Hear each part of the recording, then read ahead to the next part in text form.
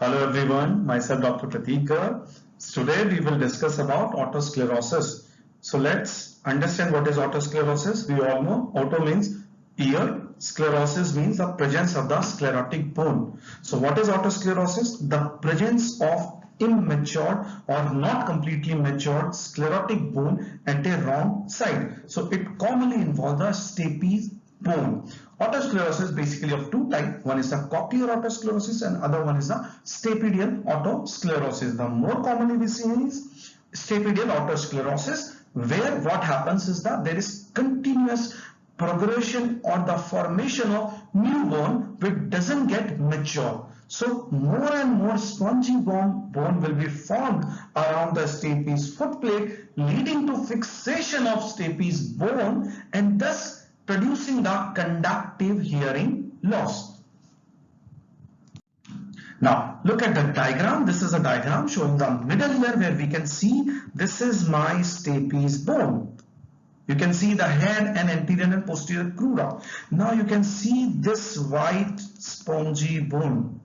So what is this white spongy bone? In otosclerosis, the maturity of the newly formed bone doesn't occur. That happens because of some genetic disturbance, or we can say the more and more spongy bone will be formed which doesn't get mature, leading to fixation of stapes footplate.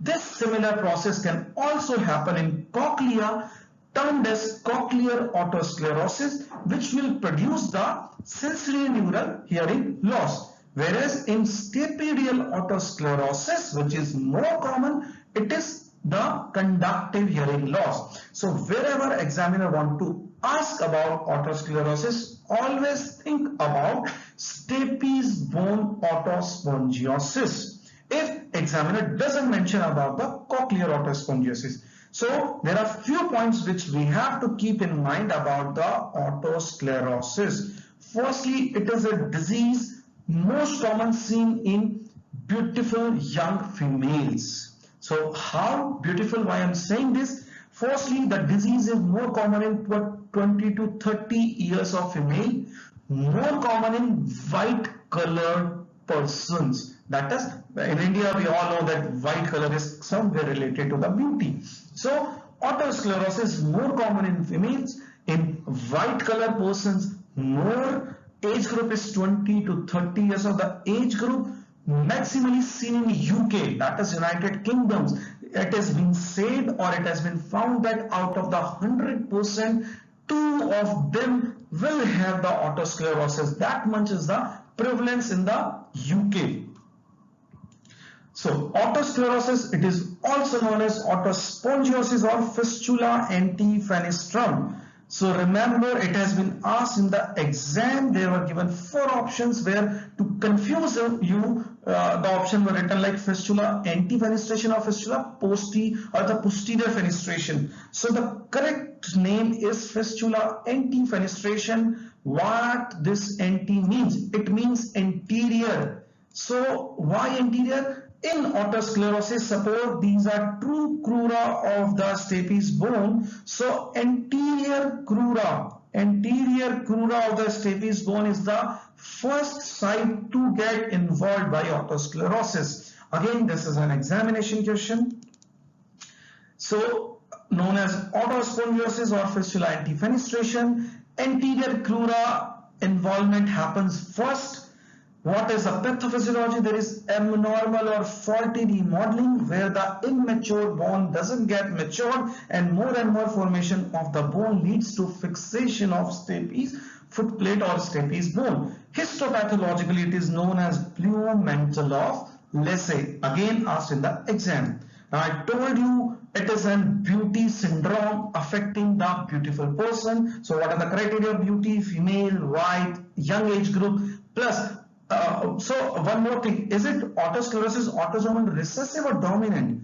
How I remember, females generally who are beautiful are very dominant. So by means of that, I can recall that otosclerosis is an autosomal dominant disease.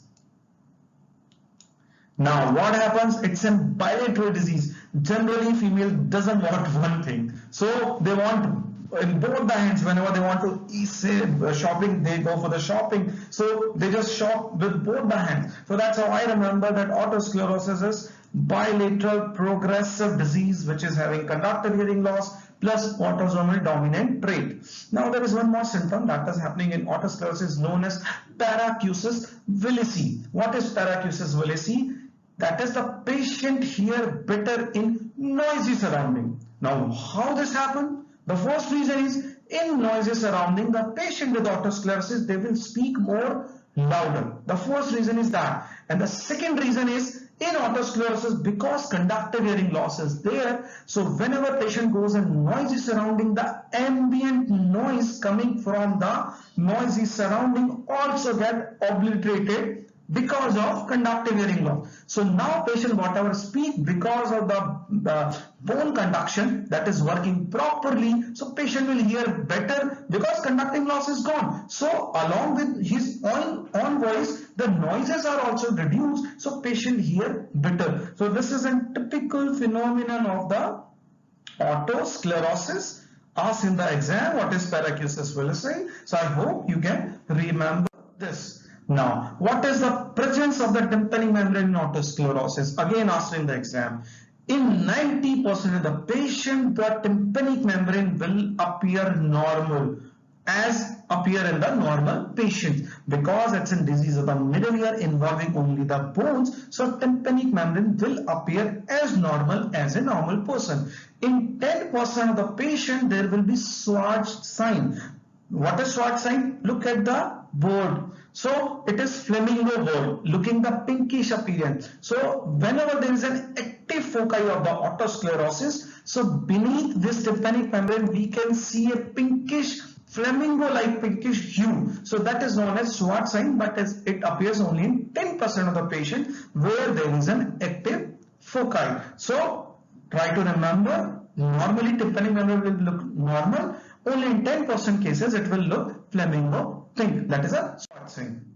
Now, according to their sizes, not the sizes, their site of location or site of appearance, it is of 5 types. Firstly, of anterior crura, then comes a posterior crura type, a posterior focus type.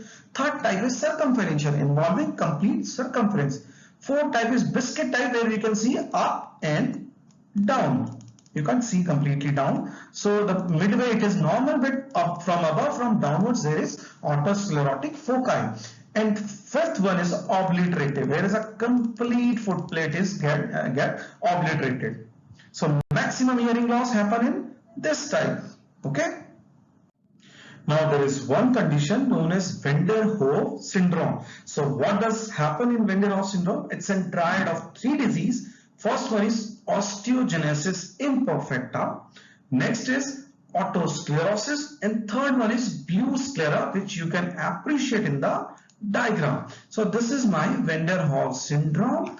So in this syndrome, there is imperfect or the faulty remodeling of the bone happens, leading to formation of imperfect bone, condition known as osteogenesis imperfecta.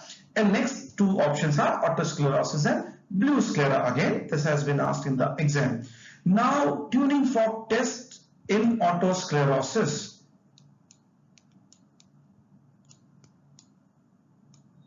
So first one is the Rennie's test. We all know otosclerosis is a conductive hearing loss type. So Rennie's will be negative because it's a conductive hearing loss leading to fixation of stapes foot plate, leading to conductive hearing loss. So Rennie's will be negative. That means the air conduction will be lesser than the bone conduction. Then comes the Weber.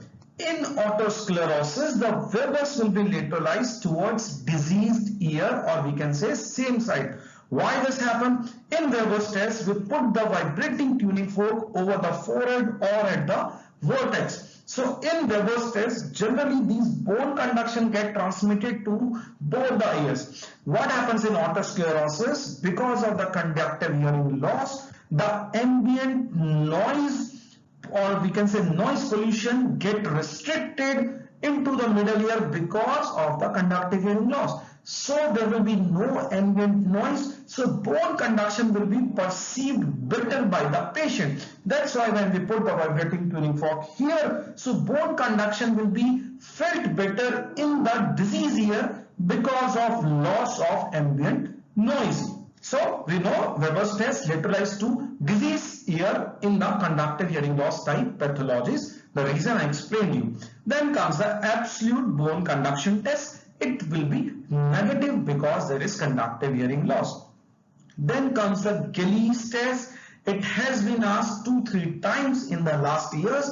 It is a pathognomic feature of the otosclerosis and it is negative in otosclerosis. So whenever it has been asked the Gillies test is positive or negative in otosclerosis, you have to answer. So it is negative and it is specifically negative in otosclerosis. Then comes the AB gap, that is air conduction or the bone conduction gap. We know since otosclerosis is a conductive hearing loss pathology, so air conduction will be lesser than the bone conduction, so there will be a gap. And one pathognomic feature of otosclerosis is there will be a dip at 2000 Hertz at the bone conduction line. Why does this dip happen? See, we all know the middle ear, ossicles, tympanic membrane, everything got a resonant frequency where they vibrate to maximum. So the resonant frequency of otosclerosis, in otosclerosis of stapes foot plate, we are talking about foot plate. So this stapes foot plate, the resonant frequency is 2000 Hertz. So whenever in bone conduction line the 2000 Hertz sound is given, so at that sound stapes foot plate doesn't vibrate at all, so there will be a dip at 2000 Hertz, and the reason being resonant frequency of foot plate is 2000 Hertz, so there will be complete dip, there will be no transmission of the 2000 Hertz sound. Okay, and tympanometry, that is the tympanometry, it is considered to be best in otosclerosis and the curve will be AS type of curve, again asked in the exam. So let's understood what is tympanometry. Suppose this is my vertical line and this is my horizontal line of the tympanometry, and in tympanometry in the normal ear the graph looks like this. Okay, whereas in otosclerosis because of the fixation of the foot plate the graph will be like this, that is the reduced peak. So this is my AS. So this is a typical or pathognomic feature of otosclerosis, and stapedial reflex will be absent in otosclerosis just because stapes is immobile. Okay, now this is a pure tone audiometry showing the Carhart's notch. As you can see in the bone conduction line, there is a dip at 2000 Hertz, which is known as Carhart's notch. And explain you the reason of the resonant frequency. Just try to remember this is dip is in the bone conduction line, not the air conduction line. Okay.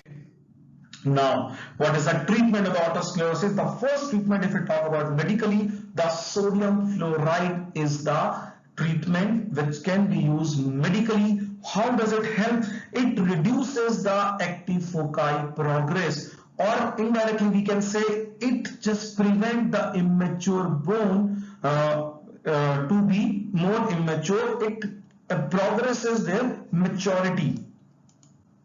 See, sodium fluoride, it generally arrests the active foci. How does it arrest? It reduces the osteoclastic resorption. What happens when there is recurrent or continuous progression of the new bone? So these osteoclasts will just try to eat out that newly formation bone, leading more and more osteoblast overactivity. Because they will eat, so osteoblast will produce more and more. So this sodium fluoride will reduces this osteoclastic resorption and thus progresses to the maturity of this active foci. And what are the surgical treatment? The first treatment is stapedotomy with placement of prosthesis. That is considered to be treatment of choice. It is shown in the diagram. This is suppose my stapes foot plate. Okay, so what we do, we will put a hole into the stapes bone, that is known as stapedotomy. Omi means to put a hole. Okay, so we'll put a hole and then we'll insert the prosthesis into that hole, and one end will get connected with the incus long process. So this is considered to be treatment of choice. What are the other treatment? Then comes a stepidectomy. Dectomy means complete removal. Ectomy means complete removal. We'll remove the complete foot plate and then we'll put a prosthesis. What are the other options? Stapes, mobilization, then comes a Lampert's fenestration operation. Remember the name, it has been given in the options in the exam. Lampert's fenestration operation is used for the otosclerosis, where if we can't remove this foot plate, it is so much fixed. So we will just make another fenestra, another opening into the middle ear. Okay, and then after stepidotomy, we have discussed that there is an AS type of curve in tympanometry. So if we put the prosthesis and we'll do the stepidotomy, so vibration will be achieved better. So the curve will change from AS to AD. AD is the curve of ossicular discontinuity. So if you do the stepidotomy, put a hole, so there will be discontinuity. Now the freely vibrations can be transferred freely. So the curve will change to AD. And there are a few points. The worst ear should be operated first always. Why? Because sometime in the surgery, it is a complicated surgery. Sometime the stapes foot plate at that time of mobilizing or putting a hole into that, it may get free fall into that fluid. That is a perilymph. So in that case, complete sensorineural hearing loss chances are there. So worst ear should be always preferred first, so that if any complication happens, still we have a better ear to hear. Okay, and if only one ear is functional, it is better or best to avoid this otosclerosis surgery. We can use the hearing aid in that patient. And if examiner want to ask what are the surgical contraindication of the otosclerosis surgery, the first indication is only hearing ear. And next operation is pregnancy, and third is pilot or divorce. So in that, because of the pressure changes, the surgery result may get further worse. So I guess you got an idea